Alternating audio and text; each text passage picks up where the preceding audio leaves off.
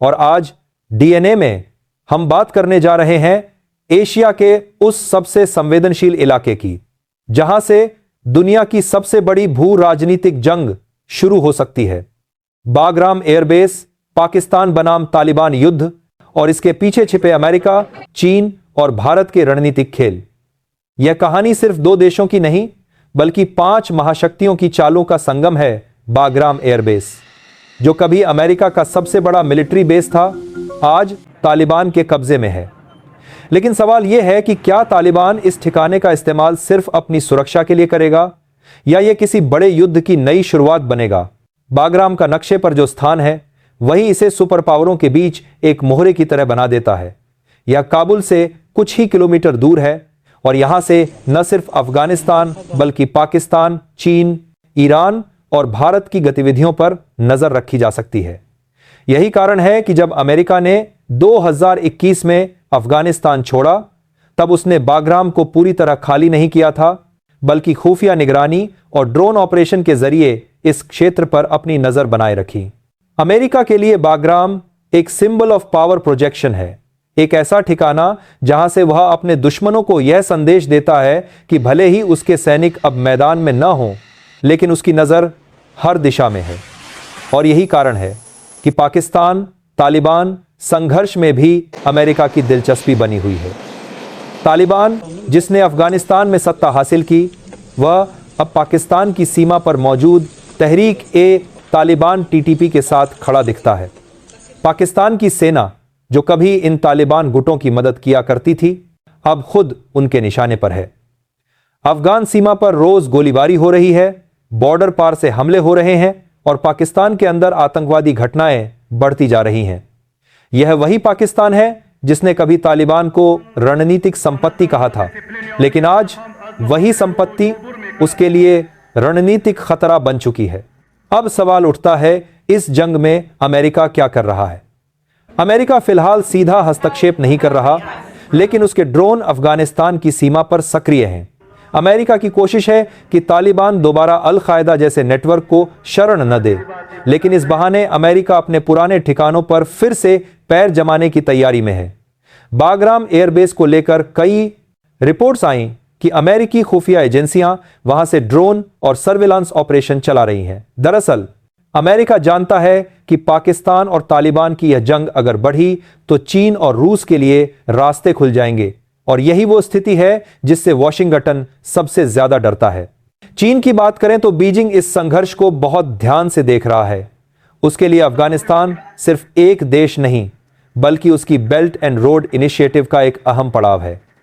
चीन अफगानिस्तान में निवेश करना चाहता है। उसकी नजर वहां के लिथियम, कॉपर और दुर्लभ धातुओं पर है, लेकिन उसे तालिबान से डर है कि कहीं ये कट्टरपंथी चीन के शिनजियांग इलाके में उइगर मुसलमानों के मुद्दे को हवा न दे दें।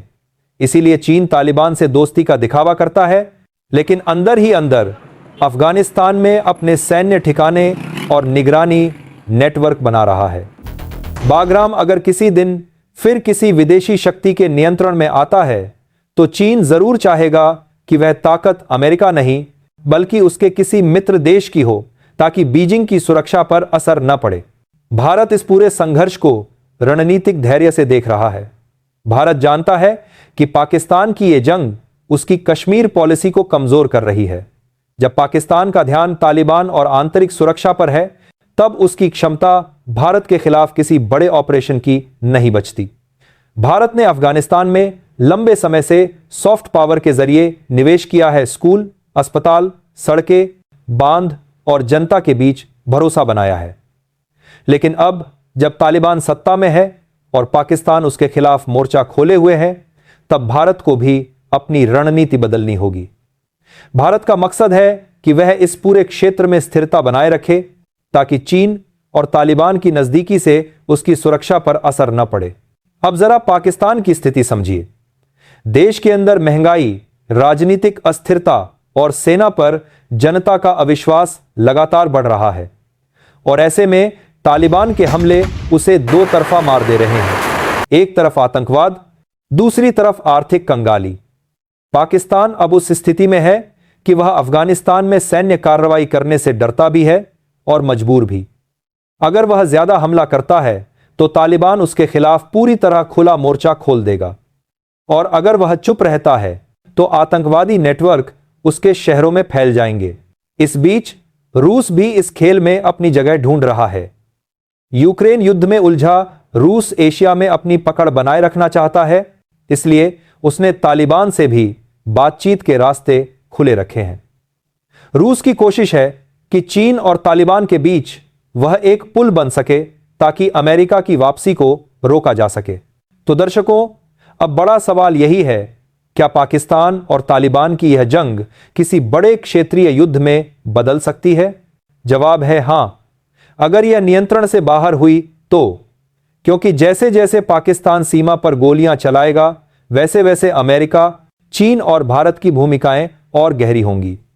बाग्राम एयरबेस इस पूरे समीकरण की है जो इसे नियंत्रित करेगा, वही आने वाले सालों में दक्षिण एशिया की दिशा तय करेगा। और यही इस रिपोर्ट का डीएनए है।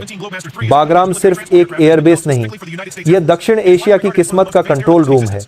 पाकिस्तान और तालिबान की लड़ाई सिर्फ बंदूक और बारूद की नहीं, बल्कि सामरिक सोच, रणनीतिक हितों और सत्ता के भूगोल की है। अमेरिका अपनी नजर बनाए रखेगा, चीन अपनी चाल चलेगा, भारत अपनी सीमा मजबूत करेगा, और इस सब के बीच बाग्राम का रनवे इतिहास की एक नई उड़ान के लिए तैयार खड़ा रहेगा। दर्शकों, अब जरा सोचिए, अगर पाकिस्तान और तालिबान की यह जंग बढ़ती रही तो क्या होगा? सबसे पहले झटका पाकिस्तान की अर्थव्यवस्था को लगेगा। पहले ही आईएमएफ के कर्ज में डूबा पाकिस्तान अगर सीमा पर लगातार ऑपरेशन चलाता रहा तो उसके रक्षा बजट का बोझ उसकी जनता के कंधों पर टूटेगा। जब रोटी 200 रुपये किलो और पेट्रोल 400 रुपये लीटर हो, तब युद्ध सिर्फ हौसले से नहीं लड़ा जा सकता। पाकिस्तान के भीतर आज सबसे बड़ी बहस यही है, क्या हम दो मोर्चों पर टिक पाएंगे? एक तरफ तालिबान की गोलियां, दूसरी तरफ देश के अंदर जनता का गुस्सा। और यही वजह है कि पाकिस्तान की सेना अब पहले जैसी लोहे की दीवार नहीं रही। जनता सवाल पूछ रही है, कभी इन्हीं तालिबानों को बनाया था, अब इन्हीं से डर क्यों रहे हो? तालिबान इस वक्त पाकिस्तान के खिलाफ सिर्फ बंदूक नहीं, मनोवैज्ञानिक युद्ध भी लड़ रहा है। सोशल मीडिया पर वीडियो, इंटरव्यू और बयान, इन सब के जरिए तालिबान यह दिखाना चाहता है कि हम इस्लाम के असली रक्षक हैं और पाकिस्तान अमेरिका का गुलाम। और यह नैरेटिव पाकिस्तान के भीतर खतरनाक रूप से फैल रहा है। खासकर खैबर पख्तूनख्वा और बलूचिस्तान जैसे इलाकों में तालिबान का प्रभाव तेजी से बढ़ रहा है।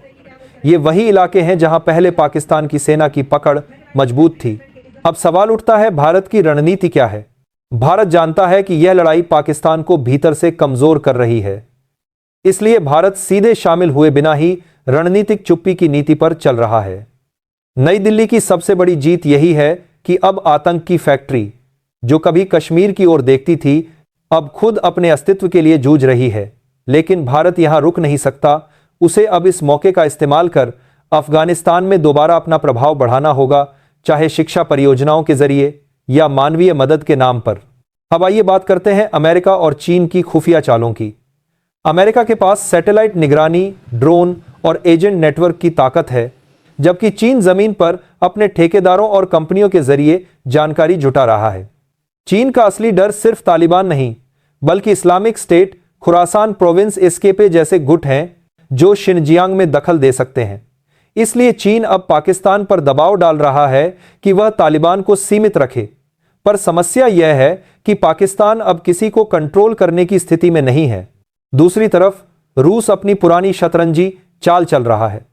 मॉस्को चाहता है कि तालिबान को वैधता मिले ताकि अफगानिस्तान नाटो के प्रभाव से बाहर रहे। रूस ने हाल ही में तालिबान प्रतिनिधियों के साथ कई मीटिंग की और मॉस्को फॉर्मेट में उन्हें आमंत्रित किया। यानी ये वही रूस है जिसने कभी अफगानिस्तान में तालिबान के खिलाफ युद्ध लड़ा था, अब वही उनके साथ कूटनीतिक दोस्ती करने की कोशिश कर रहा है। अब अगर हम इस पूरी स्थिति को एक नक्शे की तरह देखें तो बाग्राम एयरबेस इसका केंद्र है। अमेरिका के ड्रोन, चीन की निगाहें, रूस की दिलचस्पी और तालिबान की महत्वाकांक्षा, सबकी दिशा बाग्राम की ओर जाती है।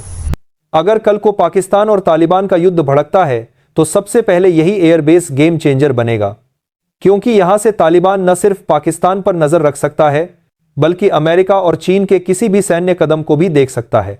अब सोचिए, अगर पाकिस्तान इस जंग में हारता है तो क्या होगा? तो समझ लीजिए कि दक्षिण एशिया की सीमा रेखाएं एक बार फिर से बदल जाएंगी। पाकिस्तान के अंदर छोटे छोटे स्वतंत्र इस्लामी गुट उभरेंगे जिन पर किसी का नियंत्रण नहीं होगा। और यह स्थिति सिर्फ पाकिस्तान नहीं, भारत की सुरक्षा के लिए भी गंभीर होगी, क्योंकि जब किसी देश की सीमाएं ढहती हैं तो उसके आतंकवादी दूसरे देशों में घुसपैठ करते हैं। यही कारण है कि भारत इस स्थिति पर साइलेंट वॉच रखे हुए है। अब बात करते हैं तालिबान की। तालिबान आज खुद दो हिस्सों में बंटा हुआ है। एक हिस्सा जो पाकिस्तान से बदला लेना चाहता है और दूसरा जो चीन और रूस से समझौता करके सत्ता बचाना चाहता है। यानी तालिबान के अंदर भी संघर्ष है और यही वह जगह है जहां अमेरिका फिर से अपना फायदा उठा सकता है। अमेरिका का फॉर्मूला साफ है, डिवाइड एंड कंट्रोल। दर्शकों, इतिहास गवाह है, जब जब अफगानिस्तान अस्थिर हुआ पूरी एशिया की शांति हिली है। 1980 के दशक में रूस आया, नतीजा अमेरिका ने मुजाहिदीन बनाए। 2001 में अमेरिका आया तो तालिबान पैदा हुए और अब 2025 में तालिबान बनाम पाकिस्तान की जंग में शायद कोई नया गुट जन्म ले रहा है जिसका असर आने वाले दशक तक रहेगा। बागराम का रनवे अब शांत है, लेकिन उसके नीचे बारूद भरा है। अमेरिका, चीन, रूस और भारत सब वहां अपने इंटरेस्ट का बम रख चुके हैं। कोई चाहता है सुरक्षा, कोई संसाधन, कोई प्रभुत्व। लेकिन अगर यह युद्ध एक कदम भी आगे बढ़ा तो बागराम फिर से ग्राउंड जीरो बन सकता है, वो जगह जहां से तीसरी भू राजनीतिक जंग शुरू होगी। और यही आज के डीएनए की सच्चाई है। यह युद्ध सिर्फ गोलियों का नहीं, बल्कि बुद्धिमत्ता, रणनीति और सत्ता की भूख का है। पाकिस्तान और तालिबान मैदान में लड़ रहे हैं, लेकिन असली जंग वॉशिंगटन, बीजिंग और दिल्ली के दिमाग में चल रही है। दुनिया देख रही है कौन कब चाल चलता है।